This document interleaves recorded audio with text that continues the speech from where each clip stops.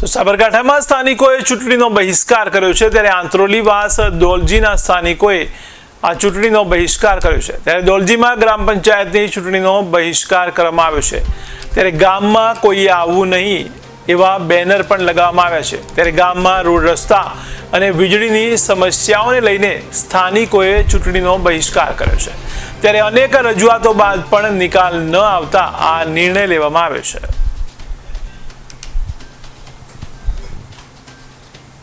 આગામી ચૂંટણી આવવાના અમે ચૂંટણીનો બહિષ્કાર કરીએ છીએ।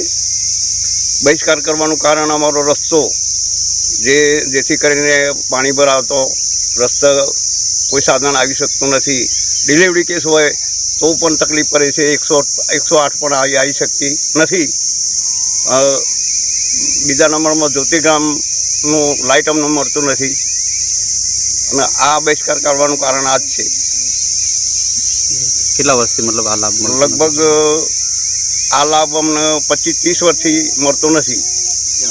પહેલાંથી જ હવે રવા જેથી ખેતરોમાં મકાન બનાવ્યા ત્યારના અમને કોઈ લાભ મળતો નથી પંચાયતનો પણ। આ બાબતે કેટલી મૌખિક રજૂઆત કરી તમે? ઘણી વખત મૌખિક રજૂઆત કરી પણ કોઈ કાર્યવાહી થતી નથી। એટલે આ વખતે તમે ગ્રામ પંચાયત ચૂંટણી બહિષ્કાર કરો છો?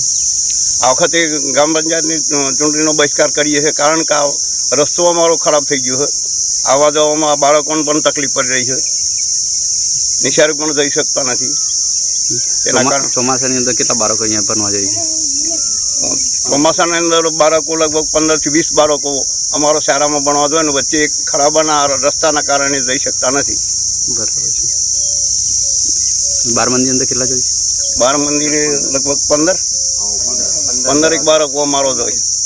નામ બોલી શકો? નામ મારું સોલંકી નટવરસિંહ બાલુસિંહ। આગામી આવનારી ચૂંટણીનો ગ્રામ પંચાયત ચૂંટણીનો બહિષ્કાર કરીએ છીએ કારણ કે અમારે ચોમાસું ચાલુ થાય ત્યારથી જ અમારા લાઇટનો પ્રોબ્લેમ બહુ જ બનવા માંડે છે। કારણ કે અમારે 25 વર્ષથી રસ્તાનો નહીં કોઈ નિકાલ નહીં કોઈ લાઇટનો નિકાલ। ગામની પંચાયતમાં કીધું તો 2-3 વખત કે તમારે જ્યોતિગ્રામ આવી જશે સરકારી બધા ફરતા આલી છે, જ્યોતિગ્રામની સુવિધા આલેલી છે તો બી અમને અહીં ખેતરોમાં રહીએ છીએ તો કોઈ સુવિધા આપતા નથી। ગામમાં બધાની ઘેર લાઇટ હોય છે, ચોમાસામાં અમારી ઘેર લાઇટ નથી હોતું। આ છોકરો ભણવા જાય છે પેલું ત્યાંથી લેસન બેસન આપે તો ઘેર આવીને શું કરે?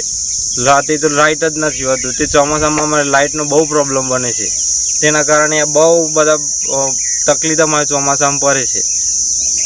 નામ બોલો? મારું નામ રાઠોડ ઘનશ્યામ છે। આગામી આવનારી ચૂંટણી બાબતે અમે બહિષ્કાર કરીએ છીએ। આ વૈગન કોઈ વોટ લેવા માટે આવવું નહીં કારણ કે અમારે 25-30 વર્ષથી મતલબ છ જ નહીં રસ્તો પહેલાંથી જ મારો જન્મ થયો। આ બધા આવડા મોટા થયા તો એ અત્યાર સુધી આ રસ્તો બન્યો જ નહીં કોઈ। અને અમારા લોકોને જવા આવવા માટે બહુ જ તકલીફ પડે છે। ચોમાસામાં કોઈ પણ સાધન આવી જઈ શકતું નથી। ગમે તે કોઈ દવાખાનું ગમે તે કોઈ પ્રોબ્લેમ આવે તો એ કોઈ વેગન 108ની કે એવી કોઈ સુવિધા જ નહીં। અમારે જવાનું કઈ રીતના? આ છોકરો 10 થી 20 છોકરા વાળી સ્કૂલમાં ભણે છે, પછી 12 મંદિરમાં 10 છોકરો ભણે છે તો અમારા લોકોને ભણવા આવવા જવા માટે કોઈ ચોમાસામાં તો કોઈ જઈ જ નહીં શકતું। પહેલાં તો અહીંથી આટલા અહીંયા તો બહુ પાણી ચોમાસાનું ફૂલ પાણી ભરાઈ જાય, રસ્તાનો કોઈ પ્રોબ્લેમ। અને જે લોકો આવે છે એ લોકો કઈ જતા રહે છે કે મારા રસ્તો તમારો બની જશે પણ આજ સુધી આ રસ્તાનો કોઈ નિકાલ આવ્યો નહીં।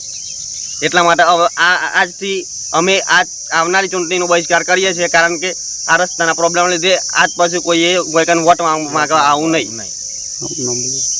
મારું નામ રાઠોડ અજીતસિંહ।